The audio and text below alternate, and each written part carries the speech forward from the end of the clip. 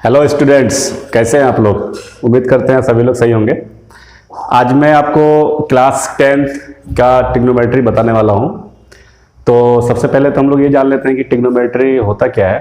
तो ट्रिग्नोमेट्री दो वर्ड से बना है, ग्रीक वर्ड होता है ट्रिगोन प्लस मेट्रॉन। ये ग्रीक वर्ड है, तो इस दोनों वर्ड से मिलकर बनता है। एक पहला है ट्रिगोन और दूसरा है मेट्रॉन, जिसका मीनिंग है मेजरमेंट ऑफ ट्रायंगल्स। मतलब ये कि ट्रायंगल्स के बारे में जो हम लोग पढ़ते हैं यहाँ पे, जो ट्रायंगल का जो एंगल्स है, लाइंस है, जो उसके साइड हैं, तो उसके बारे में जो स्टडी करते हैं उसी का नाम ट्रिग्नोमेट्री है। तो ये तो हो गई ट्रिग्नोमेट्री की बात। अब हम लोग यहाँ पे क्लास 10th का टॉपिक स्टार्ट करते हैं। तो इसमें सबसे पहले हम लोग बेसिक बात करेंगे।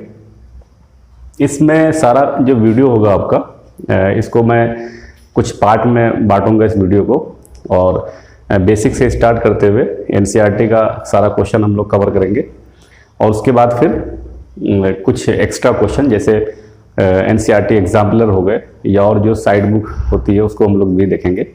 तो पहले हम लोग बेसिक वाइज इसको चलते हैं कि कैसे कैसे इसको क्या पढ़ना है। तो सबसे पहले हम लोग जो है इसमें जो बेसिक जो फार्मूले हैं उसको हम लोग देख लेते हैं। तो ट्रिग्नोमेट्री में हम लोग को राइट एंगल ट्रायंगल की बात हम लोग करते हैं यहाँ पे। तो एक राइट एंगल ट्रायंगल होता है जिसके अंदर मान लेते हैं कि ये साइड ए है और ये बी है और ये सी है, और यहाँ पे 90 डिग्री बन रहा है। तो इस तीनों साइड को पहले हम लोग जान लेते हैं। एकदम बेसिक से बता रहे हैं आपको, बहुत ही कंफ्यूजन आपका जो अगर होगा वो खत्म हो जाएगा। और बिल्कुल जो एवरेज से एवरेज स्टूडेंट है, जो कमज़ोर से कमज़ोर स्टूडेंट है, जिसे मैथ से बहुत डर लगता है, उसे भी समझ में आ जाएगा। और ये बहुत मतलब जो 10th क्लास के लिए काफ़ी इंपॉर्टेंट टॉपिक है, इससे बहुत ज़्यादा क्वेश्चन आता है बोर्ड एग्जाम में। तो पहले हम लोग वो देख लेते हैं कि इसके अंदर 3 साइड है, जिसके अंदर एक हाइपोटेन्यूज होता है, एक परपेंडिकुलर होता है और एक बेस होता है। तो हाइपोटेन्यूज जो सबसे लंबा साइड होगा, जो लॉन्गेस्ट साइड होंगे, उसको हम लोग क्या कहेंगे, हाइपोटेन्यूज कहेंगे। तो ये हमारा होता है, इसे हम लोग एच कहते हैं, हाइपोटेन्यूज को एच से डिनोट करते हैं। अब यहाँ पे एक बेस है और एक परपेंडिकुलर है। इस दोनों साइड में जो है ना थोड़ा सा लफड़ा होता है। कभी परपेंडिकुलर जो होता है वो बेस की तरह काम करता है, और कभी बेस जो है वो परपेंडिकुलर की तरह काम करता है। बस देखने का बस उसका तरीका है। अगर मान लीजिए कि हम एंगल सी की तरफ से देखना चाहते हैं, इस एंगल की तरफ से हम लोग देखना चाहते हैं, तो जो ये वाला साइड होता है ना, इसको हम लोग परपेंडिकुलर कहेंगे। लेकिन अगर हम लोग इस एंगल से देखना चाहें, इस एंगल से हम लोग देखेंगे, तो ये हमारा बेस होगा और ये हमारा परपेंडिकुलर होगा। तो इसके लिए जैसे मैं आपको एग्जांपल देकर समझा रहा हूँ। जैसे मान लो कि मेरे पास ये 2 मार्कर है, तो एक मैंने मान लो कि इस तरह से बनाया, ठीक है। अगर आप इधर से देखेंगे, इस साइड से देखेंगे, तो ये आपको जो वर्टिकल लगेगा, है ना। तो इधर से अगर देखेंगे तो ये परपेंडिकुलर का काम करेगा, ये पी का काम करेगा। मतलब अगर इस एंगल की बात करेंगे, यहाँ पे जो एंगल बनेगा ऐसे करके, एक यहाँ पे हाइपोटेन्यूज होगा, तो इस एंगल की जो बात करेंगे, तो इस एंगल के लिए ये वाला हाइपोटेन्यूज हो जाए, सॉरी परपेंडिकुलर हो जाएगा, और ये वाला क्या होगा, बेस होगा। और अगर मैं इसको अगर ऐसे कर दूं, आप देखते रहो, यहाँ से मैंने इसे दिखाया आपको, और फिर इसको मैंने ऐसे पलट दूं, तो यहाँ से अगर देखेंगे तो ये वाला साइड पहले क्या था, बेस था, अब परपेंडिकुलर हो गया। तो इधर से अगर देखेंगे तो ये परपेंडिकुलर हो जाएगा और ये क्या हो जाएगा, बेस हो जाएगा। तो देखने का, अगर आप इस तरफ से देखते हैं तो ये परपेंडिकुलर है, इस तरफ से देखते हैं तो ये परपेंडिकुलर है। जैसे इस तरफ से आप अगर देखेंगे तो अगर इसको ऐसे किया जाए, तो यहाँ से देख रहे हैं हम, तो ये क्या हो जाएगा, परपेंडिकुलर हो जाएगा।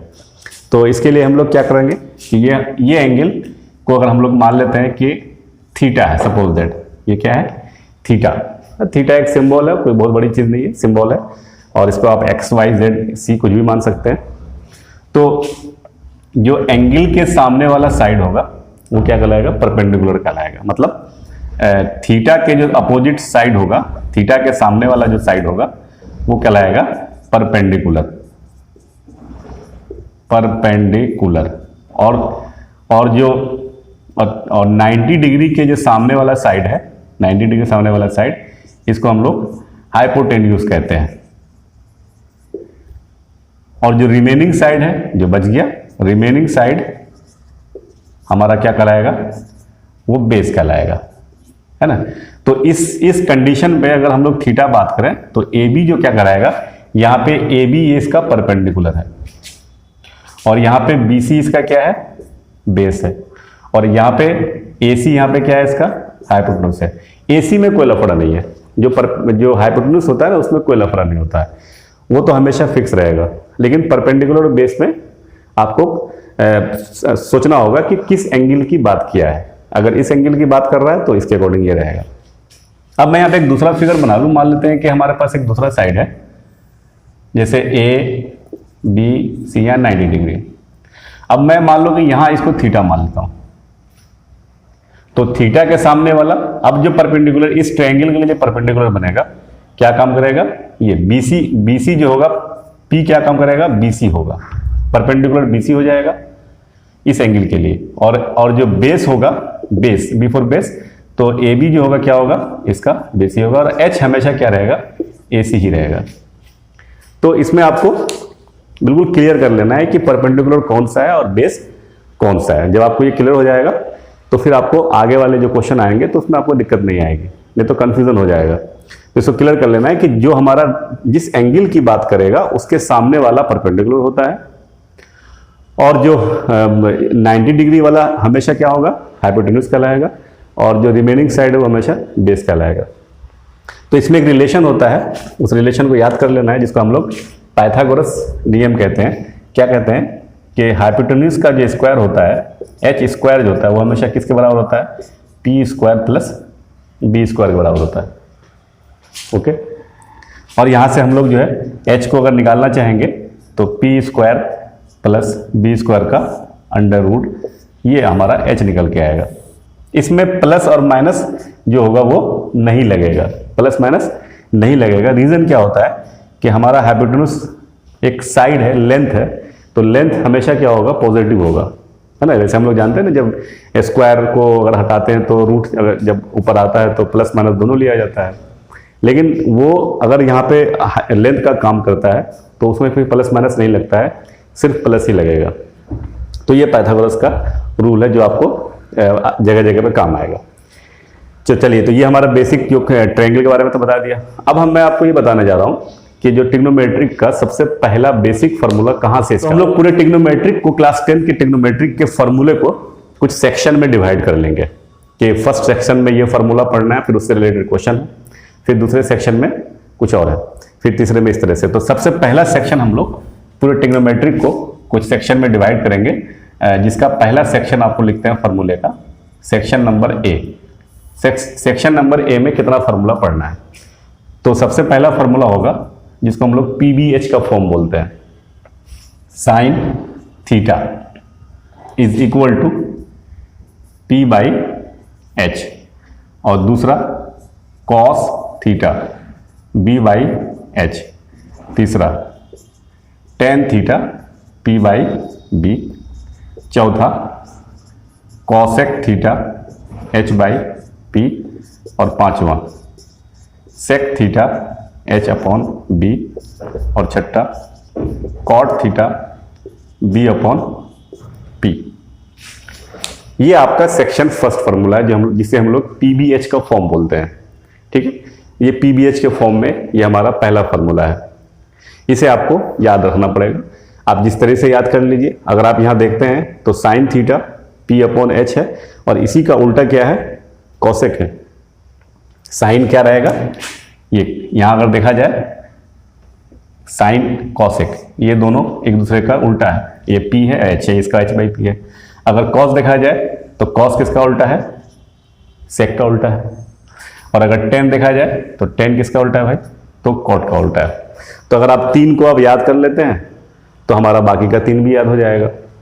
ठीक है, तो इस तीन को आपको याद रखना पड़ेगा। सेक साइन कॉसेक का उल्टा होता है, और कॉस सेक एक दूसरे का, मतलब कॉस का उल्टा सेक है, सेक का उल्टा कॉस है, दोनों एक दूसरे का उल्टा है ना। अगर ये लड़का है तो ये लड़की है, साइन अगर लड़का है तो कॉसेक लड़की है, अब कॉसेक अगर लड़की है, अगर कॉसेक लड़का है तो साइन लड़की है, मतलब एक दूसरे का उल्टा, अपोजिट है, बिल्कुल बिल्कुल अपोजिट। अगर कॉस लड़का है तो सेक लड़की हो गई, और अगर सेक लड़का है तो ये लड़की। या दूसरे लफ्ज़ों में ये कहो कि ये अगर हस्बैंड है तो ये इसकी वाइफ है, बिल्कुल उल्टा उल्टा। साइन अगर हस्बैंड तो कॉसेक उसकी वाइफ हो गई, और कॉस अगर हस्बैंड है तो सेक उसका क्या हो गया, हस्बैंड हो गया। तो एक दूसरे का उल्टा है।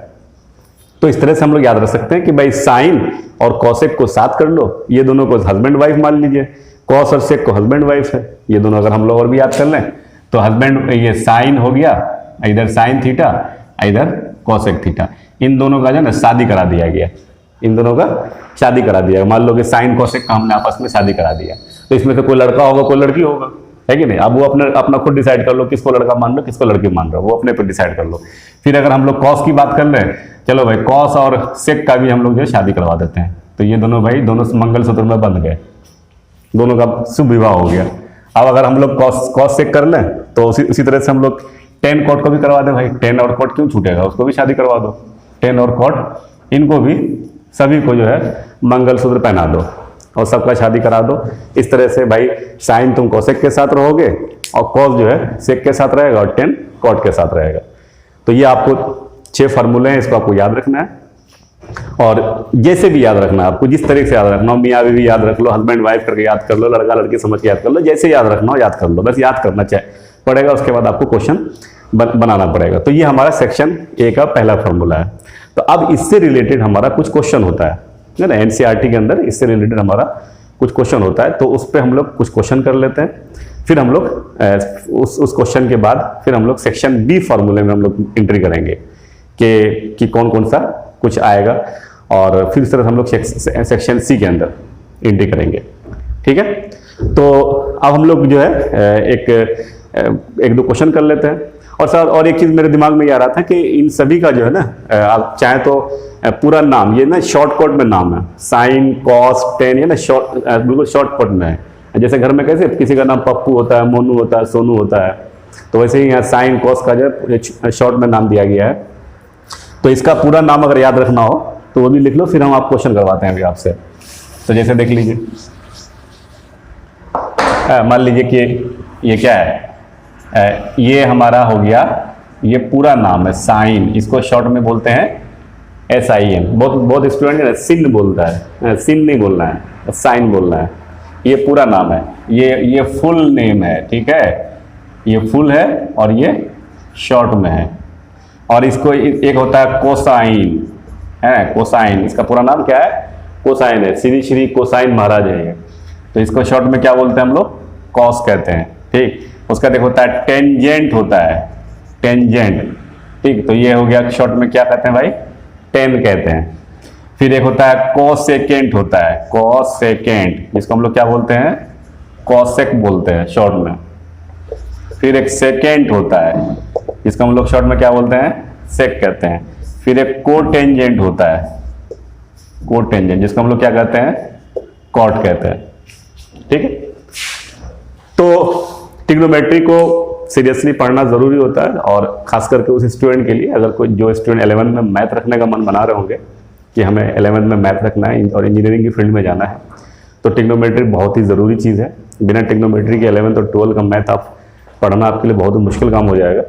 तो ट्रिग्नोमेट्री को एनसीईआरटी तो लगाना ही लगाना है, उसके साथ साथ आपको जो साइड बुक है उसको भी आप लगाइए। बिना साइड बुक बनाए हुए 11th 12th में आपसे सवाल नहीं बनने वाला है। तो ये हमारा सजेशन था फ्री का।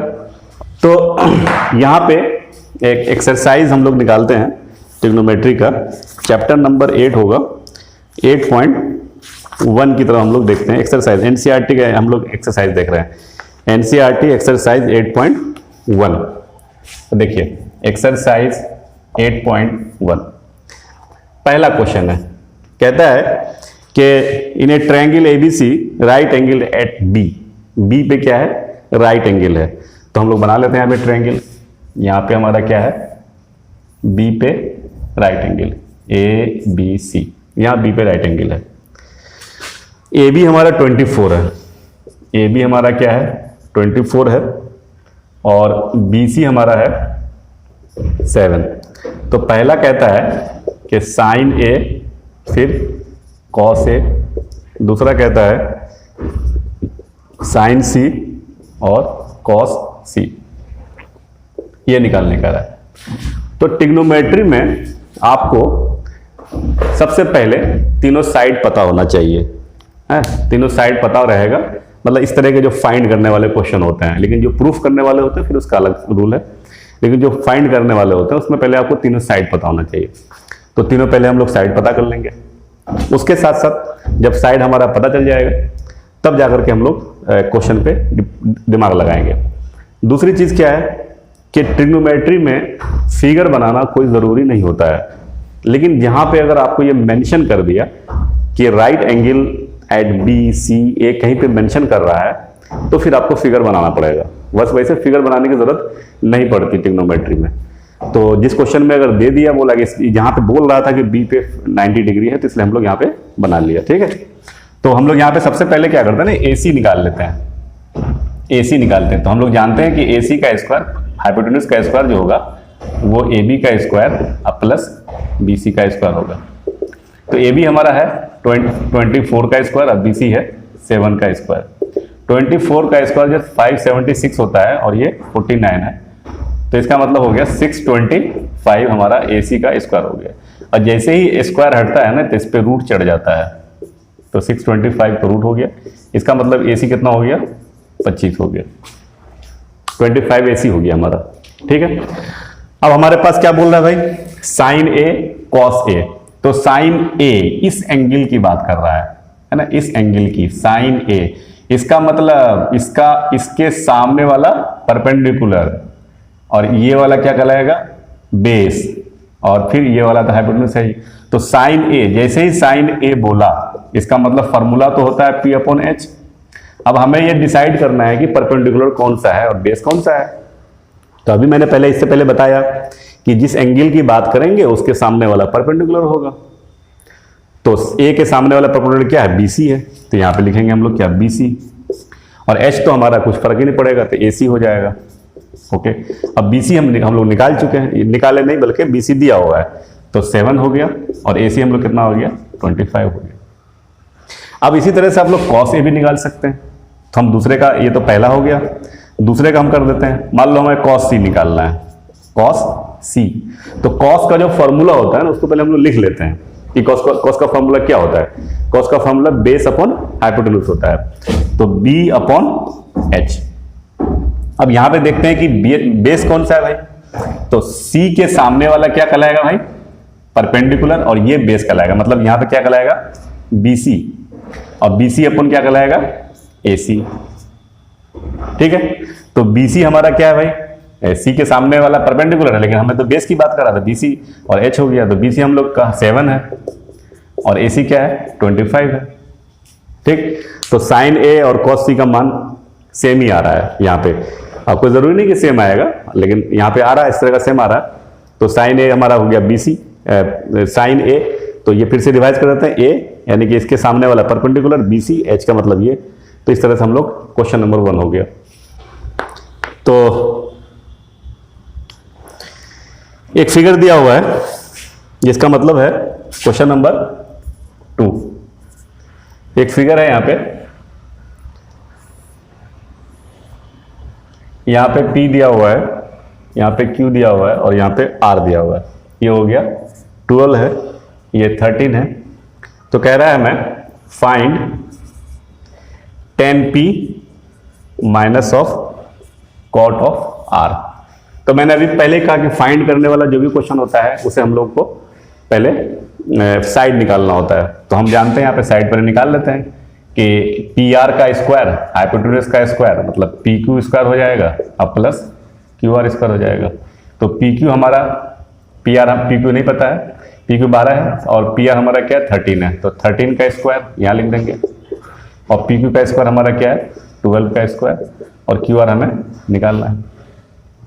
13 स्क्वायर 169 होता है और 12 का स्क्वायर 144 होता है और QR स्क्वायर ये हो गया। तो QR square is equal to 169 plus minus 144, ये 25 होगा QR का स्क्वायर, इसलिए QR इज इक्वल टू कितना हो जाएगा 5 हो जाएगा। इसका हम लोग रूट निकाल लिए। ठीक, अब हमें पूछ रहा है 10P, तो हम लोग पहले इसका फॉर्मूला लिख लेते हैं ना। पहले 10P का फॉर्मूला क्या होता है भाई, ये P/B होता है। अब माइनस ये क्या होता है कॉट R, ये होता है B/P, ये P/P। अब हमको डिसाइड करना है कि कौन P है कौन B है। ठीक, तो P की बात कर रहा है 10P, इसका मतलब है कि इसके लिए QR, इसके लिए इसके परपेंडिकुलर काम ये करेगा, इस एंगल के लिए परपेंडिकुलर काम ये करेगा, बेस का काम ये करेगा।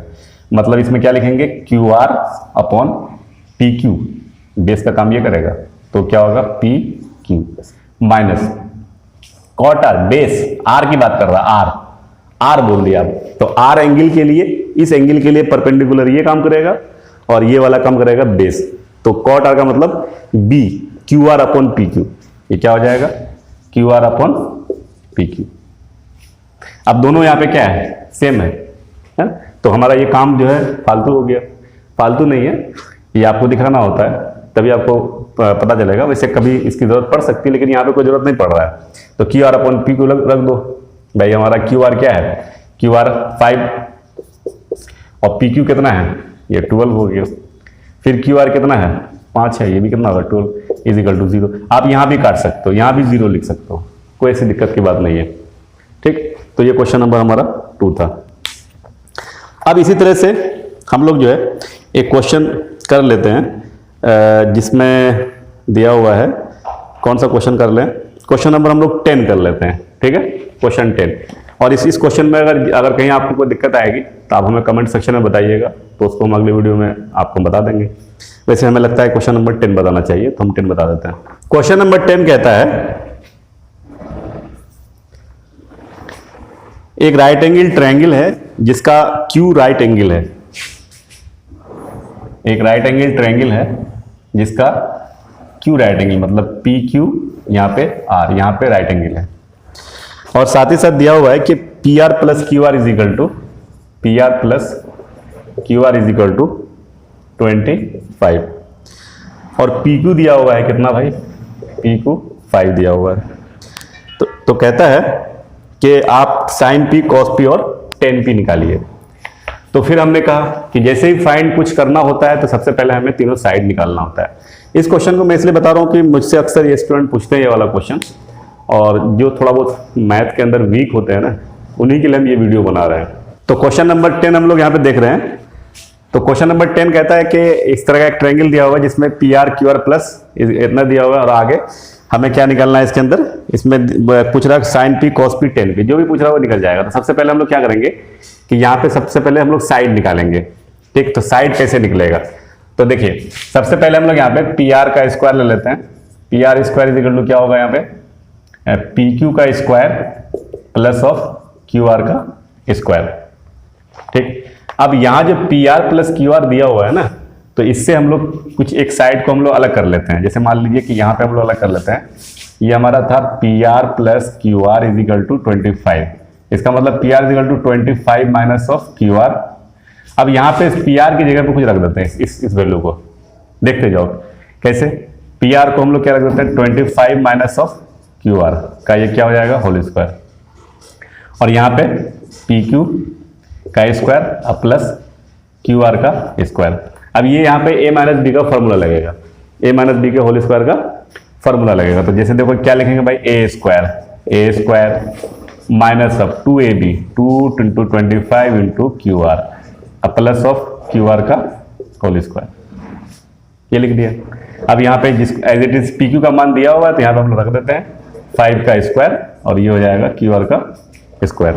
तो 25 का स्क्वायर 625 होता है, अब माइनस 50 QR हो जाएगा, और प्लस यहाँ पे QR का स्क्वायर, और यहाँ पे 25 ये हो जाएगा QR का स्क्वायर, ये और ये कट जाएगा। अब हम लोग इसको कुछ आगे पीछे कर लेते हैं, इसको इधर कर लेते हैं। 625 माइनस ऑफ 25 इजिकल टू क्या हो जाएगा 50 ऑफ QR, 50 QR को उधर लेके चले गए, तो यहाँ से कितना हो जाएगा 600 इजिकल टू 50 ऑफ QR, इसलिए QR is equal to 600 divided by 5, तो ये हो जाएगा 12। तो QR का वैल्यू कितना हो जाएगा 12, QR 12 निकल गया, यानी कि ये हमारा 12 हो गया। PQ हमारा 5 दिया हुआ था। अब हमें PR निकालना है, तो PR निकालने के लिए पाइथागोरस थ्योरम का फिर इस्तेमाल कर देंगे, जिससे पहले वाले क्वेश्चन में हम बता चुके हैं आपको। तो हम डायरेक्ट यहाँ पे लिख लेते हैं, ये कितना आएगा 13 आएगा, ठीक है। अब इसके बाद हमें जो कह रहा है कि sin P cos P जो भी कह रहा है वो निकाल लेते हैं। sin P कह रहा है, sin P, तो सबसे पहले हमने कहा कि जो भी चीज बोला जाएगा उसका पहले हम लोग फॉर्मूला लिख लेंगे। तो साइन का फॉर्मूला होता है P/H। अब P बोला P, तो P के सामने वाला जो इस एंगल के सामने वाला परपेंडिकुलर होगा, मतलब इसके लिए परपेंडिकुलर किसका काम करेगा, QR होगा। और बेस क्या होगा, सॉरी H लेना है, मतलब PR लेना है। अब बेस क्या हो जाए, हाइपोटेन्यूज PR। तो QR यहाँ पे कितना है भाई, 12 है, और हाइपोटेन्यूज कितना है 13। तो ये साइन P आपका निकल के तैयार हो गया। अब हमें निकालना है जैसे क्या कि लिख रहा है cos P, तो cos P, तो cos P का फॉर्मूला पहले लिख लेते हैं हम लोग। तो फॉर्मूला क्या लिखेंगे भाई, B/H। तो P के लिए बेस का काम P क्यों करेगा। अभी मैंने कहा कि P के सामने वाला जो साइड होता है ना, वो क्या होता है, परपेंडिकुलर होता है। जिस एंगल की बात करेगा उसके सामने वाला साइड परपेंडिकुलर, और 90 वाला साइड हाइपोटेन्यूज, सामने वाला जो साइड है, और जो बचा हुआ बेस। तो इसके सामने वाला ये तो परपेंडिकुलर हो गया, इसका मतलब PQ क्या करेगा, यहाँ पे बेस का काम करेगा। PQ बेस हो जाएगा, और हाइपोटेन्यूज तो आपका 13 ही रहेगा। और PQ की लंबाई हम लोग निकाल चुके थे, नहीं PQ तो दिया ही हुआ था क्वेश्चन के अंदर। तो 5/13 ये हमारा PQ निकल के तैयार हो गया। तो अब मैं यहाँ पे आपको एक क्वेश्चन नंबर 11 बताने जा रहा हूँ। बहुत से स्टूडेंट इस क्वेश्चन नंबर 11 को जो है नहीं पढ़ते हैं, वो सोचते हैं कि ये ट्रू फॉल्स है, इसको क्या पढ़ना है। लेकिन असल बात जो है इसी के अंदर छुपी हुई है, बहुत सारी बात इसके अंदर छुपी हुई है। देख लीजिए 11 क्वेश्चन नंबर 11 का पहला पार्ट कहता है कि the value of 10A, the value of 10A is always less than 1, is always less than 1। इसके बारे में कहता है कि ये ट्रू है या फॉल्स है। सिर्फ ट्रू और फॉल्स से काम नहीं चलेगा, यहां पे आपको जो दिखाना पड़ेगा ये जस्टिफाई करना होगा। जस्टिफिकेशन इसका बहुत ही इंपॉर्टेंट होता है कि इसका वैल्यू 1 से कम होगा, क्या ये सही बात है। तो देखिए होता क्या है कि 10A का जो फॉर्मूला होता है ना, 10A का जो फॉर्मूला होता है ये P/B होता है। अब जरा देखिए यहाँ पे, अब मैं यहाँ पे ट्रायंगल बना रहा हूं एक, जिसके अंदर ये H होता है और ये P होता है और ये B होता है। तो H जो होती है वो सबसे लॉन्गेस्ट साइड होती है। अभी मैंने बताया था कि कभी P ये वाला बन जाता है, अगर इस एंगल की बात करेंगे तो P ये बनेगा, लेकिन अगर इस एंगल की बात करेंगे तो फिर P ये बन जाएगा, मतलब ये P बन जाएगा फिर ये B बन जाएगा अगर इस एंगल की बात करेंगे। तो जब हमारे पास ये डिसाइड ही नहीं है कि कौन ऊपर रहेगा कौन नीचे रहेगा, मतलब परपेंडिकुलर ऊपर रहेगा कि बेस नीचे रहेगा कि कौन सा ऊपर नीचे रहेगा, तो जिस फ्रैक्शन के अंदर आपको ये डिसाइड ही नहीं है कि कौन सा आगे रहेगा कौन सा पीछे रहेगा या कौन सा ऊपर कौन सा नीचे रहेगा, तो उस फ्रैक्शन के बारे में हम कह ही नहीं सकते हैं कि इसकी वैल्यू 1 होगी या 1 से ज्यादा होगी या 1 से कम होगी। तो 10 की वैल्यू कुछ भी हो सकती है। होता क्या है, एक्चुअल में होता क्या है कि जब कोई फ्रैक्शन, मान लीजिए हमारे पास कोई फ्रैक्शन हो जाए, ठीक, ये न्यूमरेटर है और ये डिनोमिनेटर है।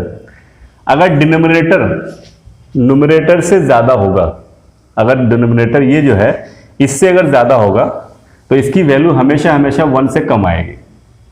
अगर ये ज्यादा है, मान लीजिए कि ये 1 है और यहाँ पे 2 है, तो इसकी वैल्यू हमेशा क्या आएगी, 1 से कम आएगी हमेशा, अगर ये ज्यादा है और ये कम है। लेकिन अगर ऊपर वाला ज्यादा है और नीचे वाला कम है तो इसकी वैल्यू हमेशा क्या आएगी, 1 से बड़ी आएगी। तो अब यहां पे इस फ्रैक्शन के अंदर क्या हो रहा है, इस फ्रैक्शन के अंदर जो P/B है, आप ये डिसाइड नहीं कर पाएंगे कि P बड़ा है या B बड़ा है। जब फ्रैक्शन को आप डिसाइड नहीं करेंगे कि कौन सा बड़ा है कौन सा छोटा है, तो फिर उस फ्रैक्शन के बारे में भी आप डिसाइड नहीं कर सकते हैं कि इसकी वैल्यू 1 से ज्यादा आएगी या 1 से कम आएगी। ठीक है, ये आपको जब तक डिसाइड नहीं होगा, क्योंकि होता क्या है कि जैसे मान लीजिए हमारे पास एक ट्रायंगल इस तरह का है, ऐसे देखा जाए ये ट्रायंगल, तो यहाँ पे ये P का काम कर रहा है और ये B, तो यहाँ हम देख रहे हैं कि P बड़ा है और B छोटा है। लेकिन एक ट्रायंगल मान लो ऐसा है, ऐसा आ गया, यहाँ भी 90 डिग्री बन रहा है, तो ये हमारा बेस है और हमारा P है।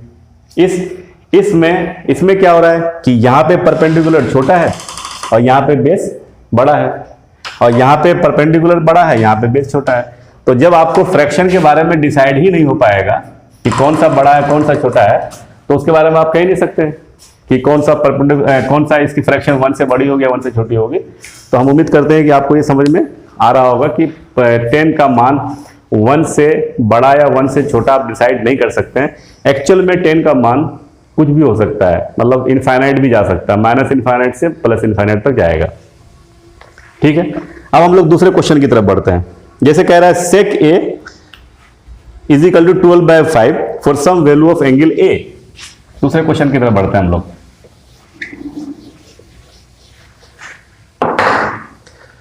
दूसरा क्वेश्चन कहता है कि sec A is equal to 12/5 for some value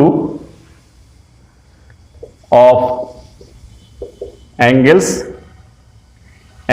ए। तो अब देखिए इसके बारे में हम डिसाइड करते हैं कि ये सही है ये गलत है। ये वाला तो स्टेटमेंट क्या हो गया भाई, ये फॉल्स हो गया। जस्टिफाई आप समझ गए। इस स्टेटमेंट देखते हैं कि सेक ए का वैल्यू होता क्या है, फॉर्मूला क्या होता है। तो हम जानते हैं ये H/B होता है। तो अभी H जो है, H हमेशा क्या होगा, B से हमेशा बड़ा होगा, क्योंकि हाइपोटेन्यूज जो होता है वो हमेशा लॉन्गेस्ट साइड होता है। ठीक, तो H हमेशा B से बड़ा होगा। अभी मैंने बताया था कि अगर न्यूमरेटर डिनोमिनेटर से बड़ा होगा तो उसकी वैल्यू हमेशा 1 से ज्यादा होगी। अब यहां पे लिख रहा है कि 12/5, हम देख रहे हैं कि 12 इससे बड़ा है, इसका मतलब ये वाली बात बिल्कुल सही है, क्योंकि ये H/B का मान है। चलिए अब आगे देखते हैं question third. cos A is abbreviation use for the cosecant of angle A।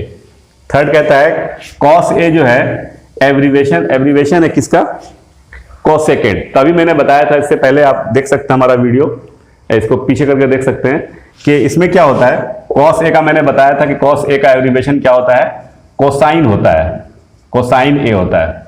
इसका मतलब ये वाला क्या है, फॉल्स है, और ये क्या हो गया, ट्रू हो गया। आपको जस्टिफाई क्या देना है, जस्टिफाई के लिए यही देना है कि cos A का एब्रीविएशन कोसाइन होता है। ठीक है, चौथा कहता है cot A is product of cot and A। चौथा को देख लो थोड़ा सा। चौथा कहता है कि cot A is the product of cot